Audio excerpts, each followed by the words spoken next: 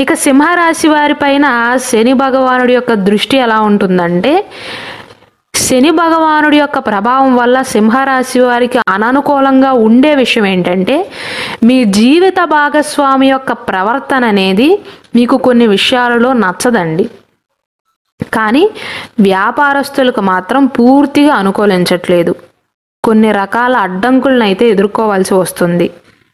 అలాగే సింహరాశి వారికి ఇతర కొన్ని గ్రహాలు అనుకూలించట్లేదు కాబట్టి త్వరగా అలసిపోయే అవకాశాలు ఉన్నాయి.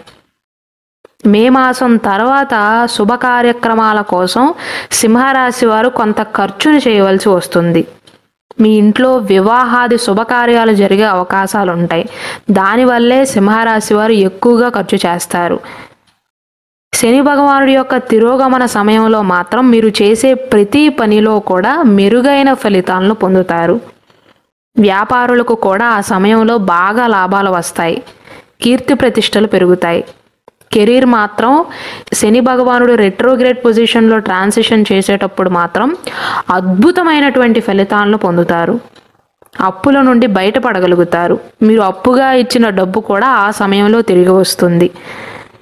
అయితే శని వల్ల ముందు చెప్పినట్లుగా దాంపత్య జీవితంలో కొన్ని గొడవలు వచ్చే అవకాశాలు ఉంటాయి.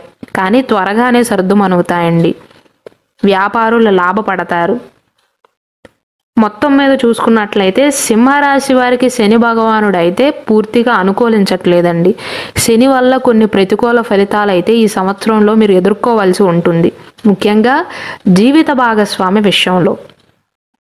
కింద కమెంట్ సెక్షన్లో ఓం శనైశ్చరాయ నమః అని కమెంట్ చేయండి.